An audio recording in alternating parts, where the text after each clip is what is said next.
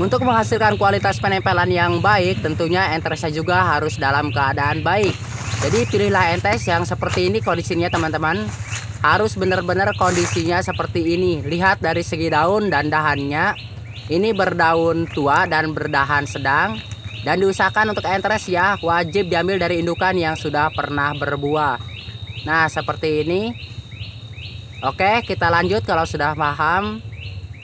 Untuk batang durian ini sebelumnya sudah saya lakukan okulasi atau tempel sisip, namun hasilnya nihil seperti ini teman-teman.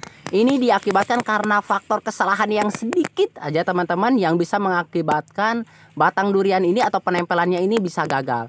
Nah teman-teman, untuk di bagian penempelannya ini masih hijau, namun untuk di bagian tunas-tunasnya atau mata tunas tersebut itu membusuk alias mati. Nah, untuk itu teman-teman belajarlah dari video ini atau dari kesalahan saya sebelumnya, supaya teman-teman bisa menghindari apa kesalahan yang seharusnya teman-teman dihindari supaya tidak gagal seperti ini. Untuk itu videonya saya akan double supaya teman-teman lebih bisa mengerti dan memahami apa yang saya bagikan di video ini. Untuk itu teman-teman perhatikan aja cara-cara saya dalam melakukan okulasi dan sebelum saya melakukan okulasi atau tempel sisip tanaman durian ini. Untuk penjelasannya kenapa sih teman-teman saya sebelumnya melakukan okulasi itu gagal, ini diakibatkan karena ini teman-teman. Karena dahan seperti ini akibat dari entresnya itu membusuk teman-teman. Nah saya akan potong teman-teman supaya tidak mengulangi kesalahannya lagi. Nah karena masalah dahan ini bisa mengakibatkan tempel sisipnya ini atau okulasinya ini bisa gagal teman-teman. Diakibatkan karena faktor yang itu teman-teman, akibat dari dahan. Untuk itu saya akan lakukan okulasi ulang. Nah bagi teman-teman yang gagal dalam melakukan okulasi, bisa teman-teman lakukan okulasi ulang, tidak masalah.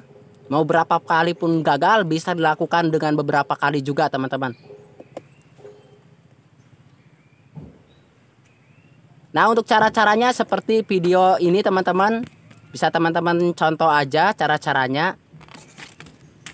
Nah untuk okulasi ini bisa teman-teman lihat juga di video-video saya sebelumnya. Dari part 1 sampai part 10 ya, seperti ini. Nah di bagian atas itu adalah video sebelumnya teman-teman. Di bagian okulasi yang gagal, caranya hampir sama teman-teman, namun kesalahannya di bagian ini. Saya akan perbesar videonya supaya teman-teman lebih jelas. Lihat teman-teman untuk dahan dan entres. Perhatikan itu adalah garis sejajar. Untuk itu saya akan lakukan pelilitan untuk entres ini. Nah untuk pelilitannya teman-teman gunakan plastik yang agak besaran ya seperti ini. Dan juga ada yang bertanya kepada saya teman-teman, katanya bolehkah, apakah teman-teman katanya dalam melakukan okulasi tidak dilakukan penyungkupan. Dan untuk jawabannya teman-teman, pelilitan, pengikatan dalam melakukan okulasi ataupun tempel sisip sama saja seperti kita dalam melakukan penyungkupan teman-teman. Jadi penyungkupannya itu secara langsung dengan melakukan pelilitan seperti ini. Makanya melakukan pelilitan untuk okulasi ini harus benar-benar rapi agar air hujan ataupun udara itu tidak gampang masuk ke dalam hasil penempelan atau ke dalam entres. Dan untuk itu saya akan pindah membahas ini teman-teman, kenapa bibit durian atau okulasi ini bisa gagal sebelumnya diakibatkan karena dahan.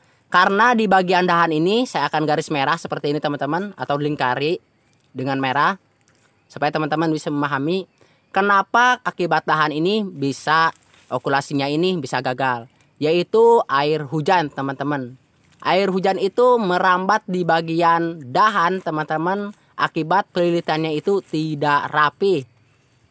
Jadi seperti ini teman-teman, jadi air hujan itu cepat gampang masuk ke dalam entres atau di bagian penempelannya yang mengakibatkan entresnya itu membasah teman-teman.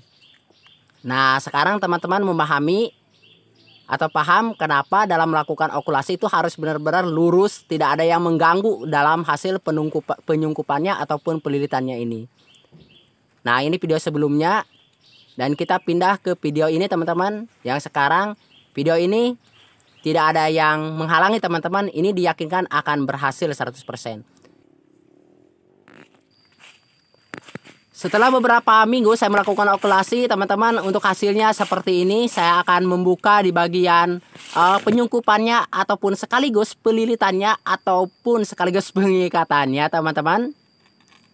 Okulasi itu seperti itu teman-teman ya, pengikatan, penyungkupan sekaligus pelilitan itu jadi satu teman-teman, seperti itu.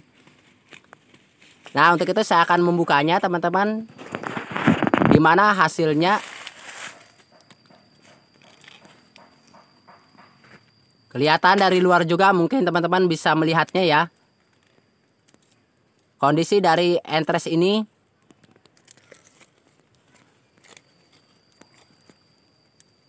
nah teman-teman bisa dilihat seperti ini ya. Kondisi dari entres itu masih dalam keadaan kering teman-teman, seperti ini. Karena tidak ada air yang masuk ke dalam hasil penempelan teman-teman, atau ke dalam entres, yang bisa mengakibatkan entres itu cepat membusuk. Lihat teman-teman, masih dalam keadaan kering. Benar-benar kering nih teman-teman. Nah seperti ini. Jadi untuk beberapa hari ke depan teman-teman, atau beberapa minggu ke depan, teman-teman boleh melakukan pemotongan untuk batang seedling ini atau bibit durian yang sudah teman-teman lakukan okulasi sebelumnya. Untuk tanggalnya sudah saya perlihatkan, waktu yang tepat untuk melakukan pembukaan sungkup ya teman-teman. Jadi sebenarnya ini boleh saja teman-teman kita lakukan pemangkasan, namun baru beberapa hari saya melakukan pemangkasannya. Nah teman-teman bisa lihat kondisinya masih dalam keadaan kering seperti ini. Dan ini 100% yakin teman-teman berhasil. Nah teman-teman, setelah beberapa minggu saya melakukan okulasi ataupun beberapa bulan saya melakukan TPL sisip untuk tanaman durian ini, teman-teman bisa dilihat kondisinya seperti ini. Jadi untuk hari ini saya bisa melakukan pemangkasan atau pemotongan dahan di bagian ini. Jaraknya agak jauh ya teman-teman dari okulasi atau dari penempelan, supaya batang seedlingnya ini tidak cepat membusuk dan merambat ke hasil penempelannya. Jadi untuk pemotongannya bisa menggunakan gergaji ataupun gunting dahan ya teman-teman. Boleh menggunakan apa saja, menggunakan golok juga tidak masalah. Ini agak lumayan keras. Maaf teman-teman, videonya mungkin agak berantakan ya, karena saya sendiri di sini.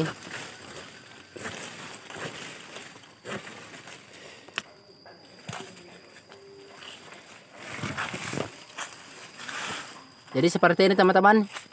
Untuk batang yang sudah saya lakukan pemangkasan itu, pemotongan. Untuk panjangnya ini sekitar 4 meteran teman-teman tingginya, yang sudah saya lakukan pemotongan. Jadi jangan sayang terhadap bibit ya teman-teman.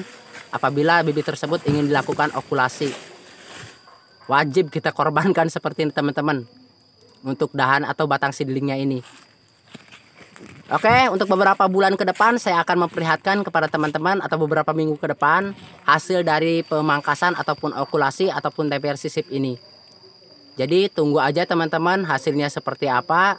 Dan untuk itu saya akan diamkan aja seperti ini. Untuk melihat kondisinya seperti apa, kita lihat beberapa minggu ke depan. Jadi setelah beberapa minggu teman-teman, untuk batang durian atau entres ini dalam melakukan okulasi ataupun TPL sisip, jadi sudah pecah tunas seperti ini teman-teman. Ini ada serangan kutu kebul. Jadi apabila teman-teman melihat kondisi seperti ini harus diantisipasi ya, diusir menggunakan apa saja teman-teman yang bisa membuat kutu kebul ini bisa kabur teman-teman. Di sini saya menggunakan obat nyamuk. Karena kalau dibiarkan aja teman-teman, karena bibitnya ini masih muda, bisa mengakibatkan daunnya itu berlubang-lubang atau bolong-bolong teman-teman. Jadi supaya pertumbuhannya itu lebih maksimal dan lebih sehat, jadi dihindari ya teman-teman, sering ngecek-ngecek untuk entres tersebut supaya tidak ada serangan kutu kebul. Nah seperti ini teman-teman. Kalau sudah kelihatannya udah agak hilang teman-teman, sudah pada kabur, ya teman-teman biarkan aja, atau bisa teman-teman lakukan pengikatan ya untuk batangnya ini. Untuk entres yang sudah menempel ini bisa lakukan pengikatan, antisipasi bila terjadi terjangan angin teman-teman, yang bisa mengakibatkan entresnya itu atau okulasinya itu bisa patah. karena ini akan subur sekali teman-teman batangnya, karena tidak ada persaingan teman-teman, langsung menuju ke entres. Nah seperti ini teman-teman, ini bibit durian yang saya lakukan okulasi ini atau tempel sisip ini teman-teman. Untuk seedlingnya ini durian lokal, dan untuk entresnya itu saya menggunakan entres berjenis durian montong, karena saya lebih suka durian montong teman-teman dibandingkan dengan durian musangking ya. Kalau ada sih teman-teman bibit durian bawor, kalau ada, berhubung di sini nggak ada batang bawor teman-teman, jadi saya menggunakan musangking teman-teman. Maaf, maksudnya menggunakan entres berjenis durian montong. Nah untuk hasil pemotongan ini teman-teman bisa patahkan aja seperti ini, supaya tidak mengganggu aktivitas pertumbuhan dari entres tersebut. Dan untuk beberapa minggu ke depan atau beberapa hari ke depan saya akan memperlihatkan kepada teman-teman semuanya bagaimana hasilnya untuk batang durian yang sudah saya lakukan okulasi ataupun tempel sisip ini. Jadi teman-teman lihat aja perkembangannya seperti apa untuk bibit durian yang sudah saya lakukan okulasi ini. Dan untuk bagian-bagian yang mengganggu atau daun-daun yang mengganggu, supaya sinar matahari atau fotosintesis itu cepat masuk ke dalam entres supaya pertumbuhannya itu lebih baik. Jadi teman-teman harus sering-sering mengontrol bibit tersebut ya. Kalau ada daun yang menutupi sinar matahari yang menyinari entres tersebut, itu harus dipatahkan atau dipotong, supaya entres tersebut itu benar-benar terkena sinar matahari supaya pertumbuhannya lebih cepat. Jadi setelah beberapa hari teman-teman bisa dilihat kutu kebunnya ini sudah hilang ya. Daunnya itu masih dalam keadaan normal, tidak bolong-bolong atau berlubang, dan pertumbuhannya itu sangat-sangat baik sekali. Dan ini montok teman-teman atau subur sekali karena tidak ada persaingan teman-teman. Nah seperti ini. Ini pertumbuhannya sangat-sangat baik sekali teman-teman. Jadi teman-teman apabila sudah mempunyai bibit durian hasil okulasi yang berhasil seperti ini, teman-teman harus rajin-rajin mengontrol bibit tersebut supaya tidak ada serangan-serangan yang bisa mengakibatkan batang entres ini cepat sakit ataupun patah akibat dari terjangan angin. Harus benar-benar sering mengontrol teman-teman. Jadi seperti ini teman-teman, setelah beberapa minggu saya melakukan atau beberapa bulan saya melakukan okulasi atau tempel sisip, dan untuk pertumbuhannya ini sangat baik sekali. Dan untuk beberapa minggu ke depan saya akan memperlihatkan hasil akhir dari saya melakukan okulasi atau tempel sisip untuk tanaman durian ini. Jadi jangan kemana teman-teman, kita akan saksikan hasilnya seperti apa setelah beberapa bulan kemudian. Jadi seperti inilah teman-teman hasilnya setelah beberapa bulan saya melakukan okulasi. Untuk bibit duriannya ini bisa dilihat pertumbuhannya sangat baik sekali teman-teman. Batangnya ini montok dan subur seperti ini teman-teman ya. Ya maaf ya teman-teman, walaupun keadaannya seperti ini atau cuacanya tidak mendukung atau dalam keadaan hujan teman-teman, supaya tidak mengurangi rasa penasaran teman-teman hasilnya seperti apa untuk tanaman durian ini. Jadi bagi teman-teman yang suka dengan video saya yang ini teman-teman ya, jangan lupa like-nya teman-teman. Saya butuh like dari teman-teman semuanya atau dukungan dari teman-teman. Kalau benar-benar video ini bermanfaat bagi teman-teman semuanya. Tapi jika teman-teman melihat video ini tidak bermanfaat bagi teman-teman, jadi like-nya dibalik aja teman-teman, like ke bawah ya, nggak masalah saya mah. Apabila saya dalam membagikan videonya itu asal-asalan ataupun tidak bermanfaat bagi teman-teman. Jadi seperti ini teman-teman hasil dari video saya atau dari okulasi saya, maaf, setelah beberapa bulan. Jadi pertumbuhannya itu sangat cukup baik sekali. Dan untuk itu teman-teman, di bagian ini adalah hasil okulasi yang gagal sebelumnya, dan saya lakukan okulasi kembali dan hasilnya bisa teman-teman lihat seperti ini. Jadi walaupun teman-teman apabila melakukan okulasinya gagal sebelumnya, teman-teman lakukan aja cara seperti ini dan hindari saja teman-teman kesalahan yang sebelumnya saya lakukan, supaya teman-teman tidak mengulangi kesalahan yang saya lakukan sebelumnya. Dari itu terima kasih, semoga bermanfaat. Akhirul kalam, wassalamualaikum warahmatullahi wabarakatuh.